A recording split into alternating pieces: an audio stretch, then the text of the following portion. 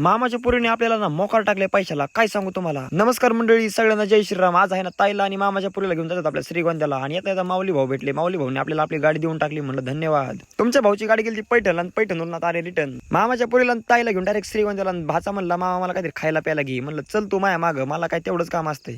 ह्या कुत्र्याला बघून मला आहे ना माझ्या मित्राची आठवण झाली. आता कोणता मित्र असेल तुम्ही ओळखून घ्या. आमच्या भाच्याला पण प्रश्न पडला होता की कोण आहे कोण नाही. त्याला म्हणलं माझा मित्र आहे जुना, तुला काय माहिती. येता येता म्हणलं आमच्या वहिनीच्या दुकानात जाऊन यावं. ताईंचं थोडंसं काम होतं आमच्या, आणि चहा पाणी पण केलं वहिनींनी. वहिनींचे पण लय आभारी मी. भाचा पण म्हणायचं ही घेईन ती घे. त्याला म्हणलं तू उलटा बस, पुढं बघितलं की तुला ना मोकारना फांद्या फुटत्यात. येता येता उलसा गावात थांबलो. ताईच्या आणि मामाच्या पोरीचा ना मोबाईलला उलसा प्रॉब्लेम झाला होता, आणि आमचे मित्र यश आरू आणि राजेंद्र आरू यांच्या घरी आज होती मटणाची पार्टी. ना इकडं ना आचार्य मामा तर आलेलेच होते.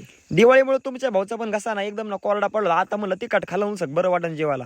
आमचे मित्र पण बरेच दिवस उपाशी होते, म्हणून सगळेजण जेवायसाठी आले. त्यांना म्हणलं तुम्ही ना 2-3 दिवस झालं मला वाटतं जेवलेच नाही. ते म्हणले बरोबर राव, कसं काय ओळखलं. म्हणलं अरे मी पण नाही जेवलो. मला वाटतंय मटण जरा कमी पडत म्हणून ना डायरेक्ट ना इकडं ना भाया मामाला डायरेक्ट लटकावा. पण नंतर आमच्या गुलाब भाई डायरेक्ट प्लॅन चेंज केला. तेव्हा मला तुलाच लटकू. त्याला म्हणलं मी ना 40 किलो आहे आणि ना 20 किलो मटण पडन, बाकी सगळं फुसकं आहे. माऊली सरांची चालली होती गाई गलास गोळा करण्याची. त्यांना म्हणलं गलास काय ते म्हणले 90 आणली. आयला म्हणलं मी तसलं काय पेत नाही, आपल्याला डायरेक्ट ना बाटली द्या, मी कोरीच वडीतो, मला गलास भिलास काहीच लागत नाही. बाटली बघितलं तुमच्या भाऊला एवढा आनंद झाला की काही विषयच नाही. नंतर मग उलसक रानात जाऊन यावं म्हणलं. बघावा रोप पण आपलं ना मरायला लागल्यावर झालं, त्याला उलसिक ना फवारणी करून टाकू आता उद्या मस्त पैकी. 1857च्या काळातील आपला जो रस्ता आहे त्या रस्त्याने आपण चालवतो आमच्या दलिंदर मित्रांना घेऊन. त्यांना म्हणलं व्हिडिओ पण काढा, म्हणजे पडलो तेवढं कंटेंट पण होऊन जाईल. आणि मोकारना पाणी होतं बरं का, गाडी आता मस्त पैकी धुवून निघली, पाण्यातून विषयच नाही.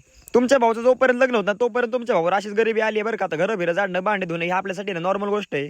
त्यात म्हणला दिवसभर तुमचा भाऊ जाणार तिकडे कार्यक्रमाला, मग ना घरच्यांना पण ताण नको म्हणून ना मका बेका तोडा म्हणलं मस्त पैकी. चाकण्या मिठापुरती गायांना पण मोकार खायला लागतं. आमच्या कुटीचा पण झाला होता घोटाळा, म्हणून मा मित्र म्हणला मी केलं इलेक्ट्रिशियन. त्याला म्हणलं तुझी काय लायकी लगेच बघतो. तो पण ना खिशातच ना संघ घेऊन असतो. त्याला म्हणलं बघ बरं काय होतंय. मा मित्र म्हणतो ह्याला तर करंट लागा ना. म्हणलं मग हात लावून बघ. ते म्हणतो हात लावल्यावर करंट बसला. म्हणलं धन्यवाद जिरले आमची. त्याने काय केलं त्यालाच माहिती बरं का. झाली पण चालू. माघारी आलो बघतो तर काय सगळे भिकारसोट मित्र आमचे जमले होते. त्यांना म्हणलं जेवाय काय भेटणार नाही, आपापल्या घरी जाऊन जेवा.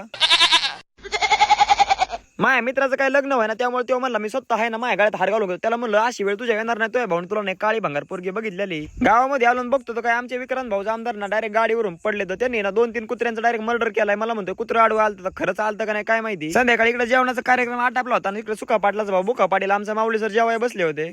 तुमचा भाऊ वाडा एकदम जेमतेम असल्यामुळे व्हिडिओ काय काढता आला नाही, तरी पण नाही 1-2 क्लिप काढून घ्यावा म्हणलं. इकडे बारकाले पोरं पण म्हणतो मला लय बॉडी तुला लय बॉडी. त्यांना म्हणलं जळू नका बरोबरी करा. तेव्हा तो मला ना डायरेक्ट हानाच्या धमके द्यायला लागला. आमचे मित्र सनी काका पण भेटले बरं का. त्यांना म्हणलं जेवल्याशिवाय जाऊ नका. ते म्हणले आम्ही असलं खात नाही. म्हणलं धन्यवाद जिरले आमची. रवी भाऊ आणि काका इकडे ना निवांत जेवाय बसलेत बरं का. त्यांना म्हणलं क्वालिटी आणि क्वांटिटी कशी. ती म्हणले आपण डायरेक्ट हॉटेलवरून पार्सल भाजी आणली. त्यांना म्हणलं तीच खातो मी. तुमच्या भाऊनी 2-3 तास ना चांगलं वाढी घरी करून ना मोकार ना पीस हाणले बरं का शेवट. चला मग धन्यवाद, लाईक आणि फॉलो करा विसरू नका.